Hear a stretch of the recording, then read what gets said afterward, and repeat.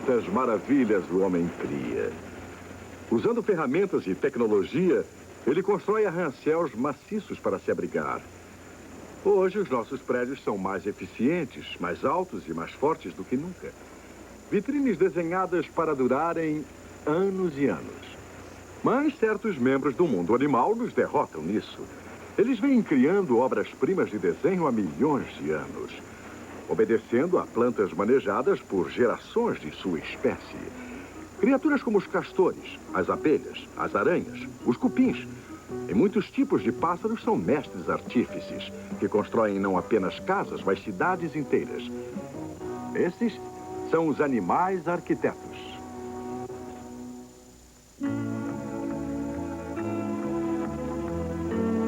Onde o homem tem usado sua mão sobre esta terra, grandes cidades se ergueram, símbolos altivos em aço e concreto das realizações monumentais da nossa civilização moderna.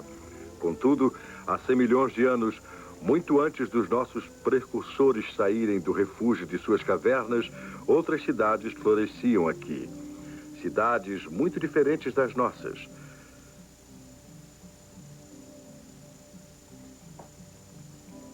Hoje, através das savanas da África, enfileiram-se os monumentos dos monarcas escondidos da terra, os cupins, construtores das primeiras civilizações conhecidas no mundo. Como um condomínio futurista, cada montículo sustenta uma população cujo número quase chega a 2 bilhões. Uma vasta megalópole dedicada à preservação da comunidade como um todo. Aqui na cidade dos grandes construtores, que são os cupins, cada cidade pertence a uma casta específica e cada uma tem uma tarefa a cumprir. Um dever importante dos operários é a construção e reparos do ninho.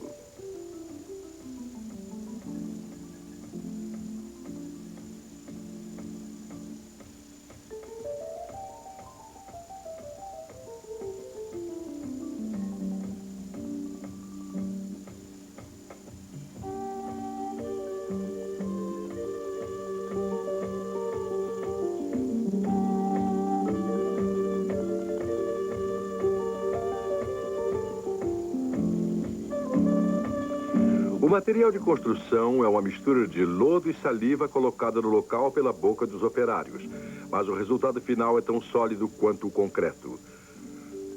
Um castelo de terra pode chegar a ter 6 metros de altura e durar meio século. Guiados apenas pelo instinto, os cupins operários constroem uma rede complexa de túneis e câmaras para fins especiais. Algumas delas são usadas como estufas para o cultivo de um fungo especial, vital para a sobrevivência do cupim. Uma relação simbiótica existe entre o inseto e o fungo, pois este não pode crescer na savana árida. E os cupins precisam do fungo para ajudar sua digestão da celulose da sua dieta de madeira. Além disso, gerando calor pela fermentação. O fungo fornece a força para o funcionamento de um elaborado sistema de ventilação que mantém um clima constante na cidade dos cupins.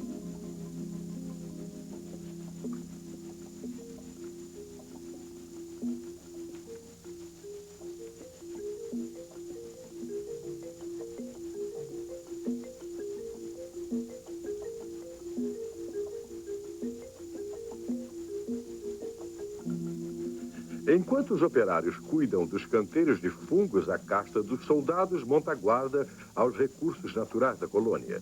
Bem próximo, na Câmara Real, reside a rainha. Uma vez fertilizada, ela nada mais fará em toda a sua vida senão pôr ovos. Com o crescimento do seu ovário, o abdômen incha e em 50 anos de uma vida fértil, ela pode ser mãe de uma prole de 500 milhões.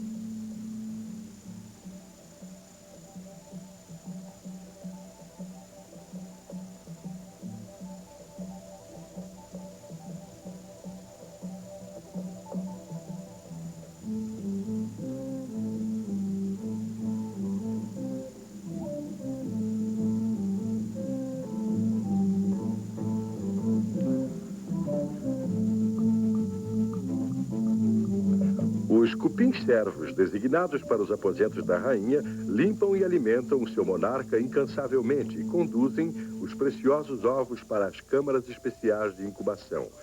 Aqui, as larvas são transformadas pelo milagre da metamorfose, emergindo finalmente das pupas, como os cupins ninfas albinos. São as necessidades da colônia que determinam o desenvolvimento de uma rainha, ou a permanência como operários e soldados estéreis, o que é determinado por um hormônio dado às ninfas pelos servos eficientes.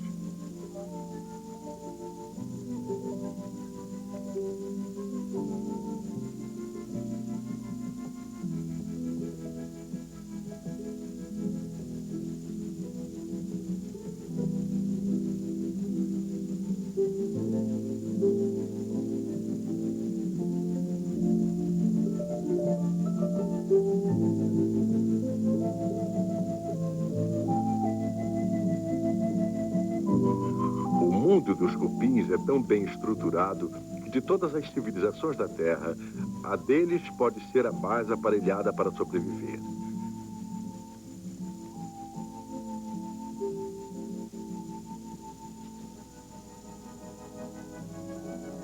Embora os cidadãos da cidade dos cupins nunca se aventurem a ultrapassar a fronteira da sua metrópole, sua influência é sentida em toda a comunidade natural. As torres de cupins fornecem um lar seguro para as criaturas de tocas, como o mongusto africano ou o lagarto monitor. E até os antílopes das planícies podem achar refúgio aqui, entre esses incríveis monumentos dos mais antigos engenheiros e arquitetos da natureza.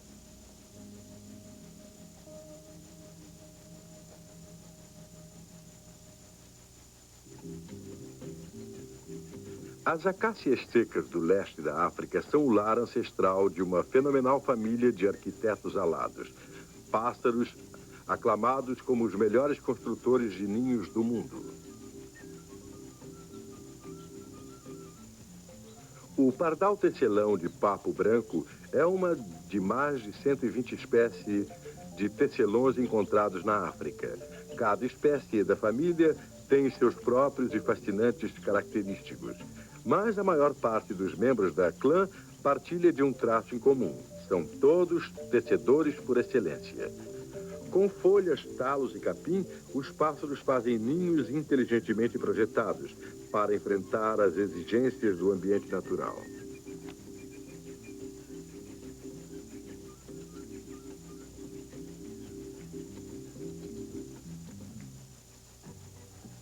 Entre os coqueirais da costa tropical africana, vive o tecelão dourado das palmeiras, um dos membros mais coloridos de sua clã e um dos mais competentes entre todos os construtores de ninhos. Usando um fiapo de folha de palmeira arrancado da árvore, o tecelão macho começa o seu ninho enrolando, amarrando e tecendo o fio para frente e para trás até formar uma cesta forte.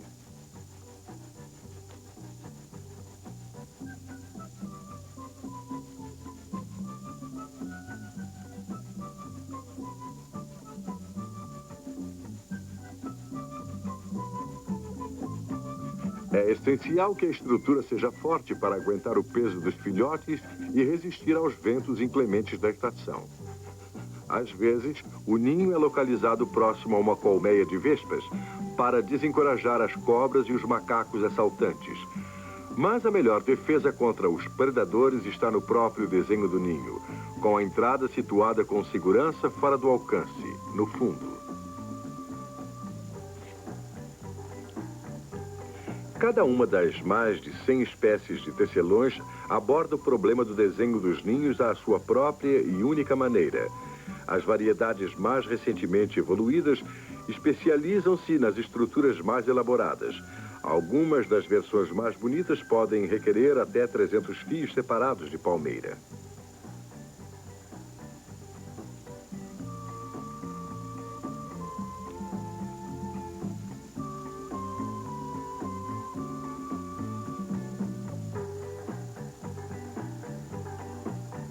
Completar o ninho é tarefa da companheira do tecelão, que mobila a câmara interna com um colchão de capim fino para tornar mais confortáveis os aposentos para seus filhotes.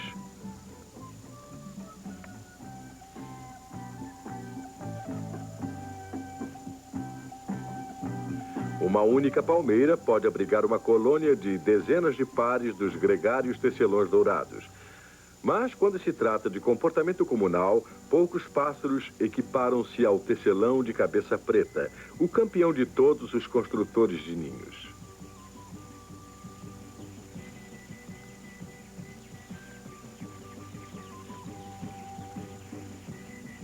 Onde quer que cresçam árvores grandes na África, pode ser encontrada uma colônia de tecelões cabeça preta, ocupada durante o ano todo em uma fúria incontrolável de construir ninhos.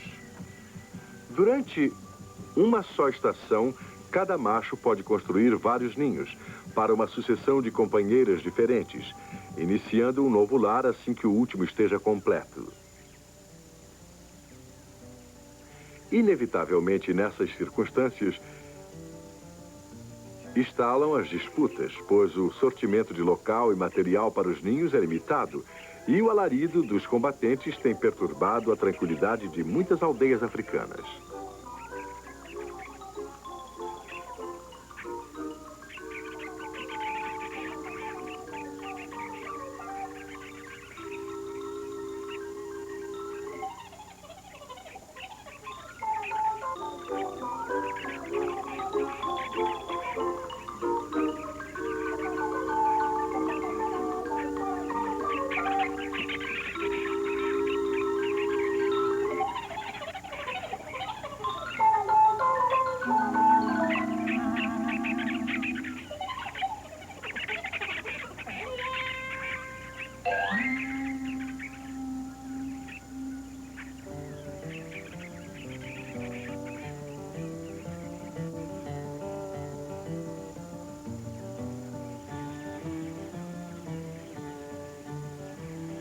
A incrível perícia dos tecelões em construir ninhos com fiapos ligados por nós parece requerer que a ave possua uma média generosa de inteligência. Mas, como os cupins construtores de montículos, a habilidade dos tecelões é um produto do instinto, transmitido de geração a geração pelos genes dos pais. E assim, em mais de 1 milhão de anos de evolução e adaptação, os industriosos pássaros tecelões aperfeiçoaram as suas espantosas realizações arquitetônicas.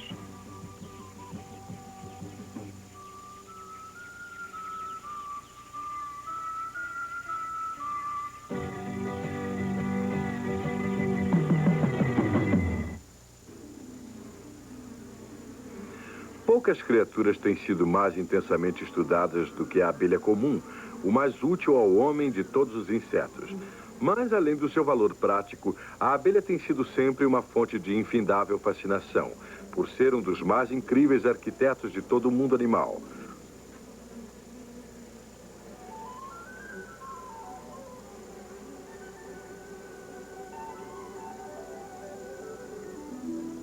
Muito antes da era da tecnologia, o homem já estudava a maneira desses insetos para aprender os segredos de eficientes desenhos estruturais. Cada nova colônia é fundada com base na abelha mestra, cuidada por um enxame de nada menos de 30.000 fêmeas operárias. E o local só é escolhido depois de uma pesquisa rigorosa quanto ao seu potencial. Usando a cera segregada por uma glândula abdominal, as operárias constroem um ninho, que combina a grande resistência à simplicidade elegante. Embora as abelhas não possuam conhecimento de geometria, o seu desenho, baseado em um conjunto de celas hexagonais, não pode ser melhorado por todos os recursos da tecnologia moderna. Cada célula da colmeia é construída para um propósito especializado. Estas são receptáculos de depósito do néctar e do pólen, reunidos pelas operárias campestres das flores próximas. Nos ninhos, as operárias da colmeia concentram-se no néctar para produzir o mel, a principal fonte de carboidratos na dieta da colônia.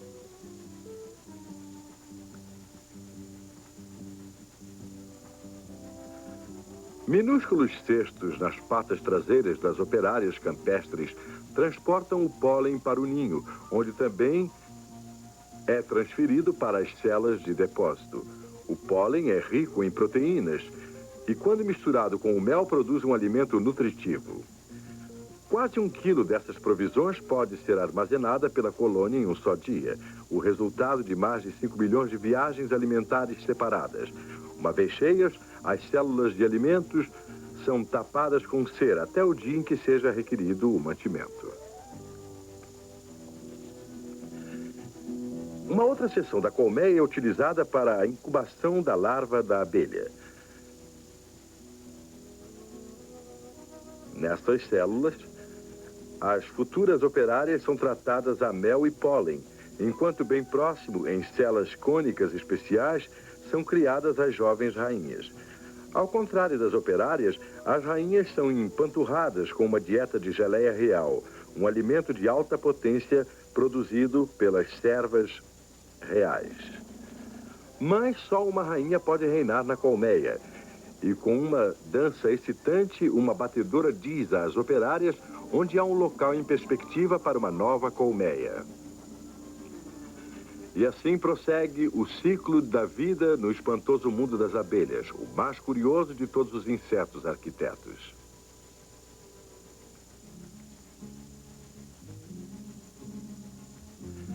É crença geral que o homem tem feito mais do que qualquer outra espécie para alterar a face da Terra. Mas essa distinção é desafiada por uma humilde criatura considerada por muitos como o mais extraordinário engenheiro do mundo animal. Na Europa e na América do Norte, o curso de grandes rios e o feitio de vales e florestas têm sido para sempre alterados pelos incansáveis esforços de um roedor industrioso, o castor. Como resultado direto da sua inclinação natural para construir seus próprios poços de água doce, o castor tem deixado uma marca indelével em todo o mundo que o cerca.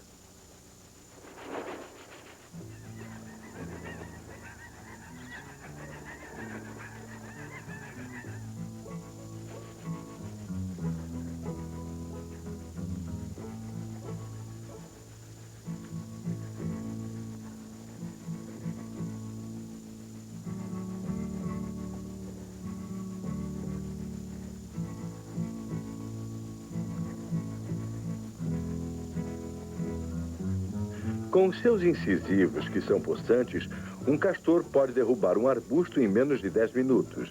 A casca e os galhos menores são utilizados no local como alimento, e o restante é empregado na tarefa heróica de construir a represa do castor.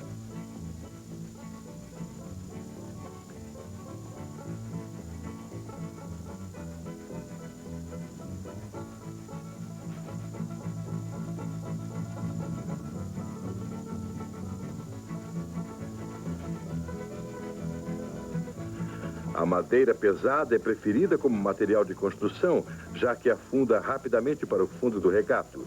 E, felizmente, as árvores mais úteis para os castores são as de menor valor para a indústria de polpa e papel. As represas dos castores abrangem um amplo escopo de modelos e tamanhos.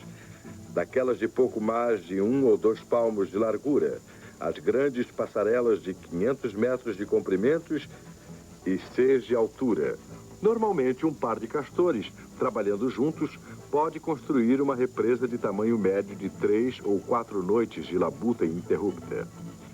O lodo, drenado do fundo, é misturado com folhas para fornecer uma argamassa durável à prova d'água. Embora o castor seja universalmente considerado como um paradigma de generosidade e indústria, na verdade, sua inteligência é apenas a metade da de um cão ou de um cavalo. Mas as suas fabulosas realizações de engenharia são por isso mesmo mais incríveis. Como as abelhas, os cupins e os pássaros tecelões, o castor deve o seu sucesso aos padrões imemoriais ditados pelo instinto.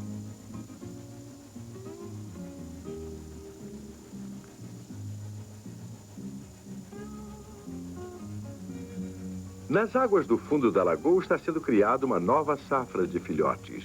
E em breve, eles irão assumir a tarefa perene de reconstruir e reparar a represa.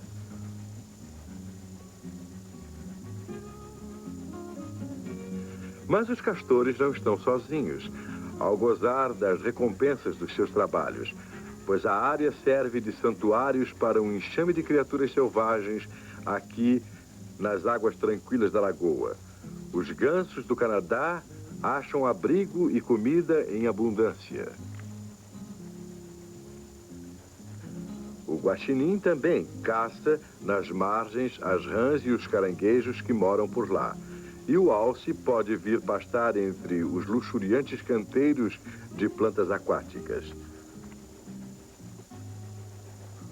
Uma lenda Cherokee conta que há muito tempo os castores construíram a terra das águas do mar inicial. E pode haver um toque de verdade nessa velha história, pois os empreendedores arquitetos, os castores, têm trabalhado sem cessar para remodelar a feição dos continentes, construindo e reconstruindo incansavelmente, em obediência aos ditames testados pelo tempo da natureza. Na arquitetura, os estilos vêm e vão. O que era moderno ano passado pode ser antiquado ano que vem. Mas os modelos da arquitetura animal não têm idade. E são estranhamente bonitos em suas qualidades funcionais. E por isso são sempre repetidas século após século, servindo sempre às necessidades dos seus criadores. Cada uma delas construída com grande perícia por rígidas especificações, são uma maravilha do mundo animal. Rede Globo apresentou Mundo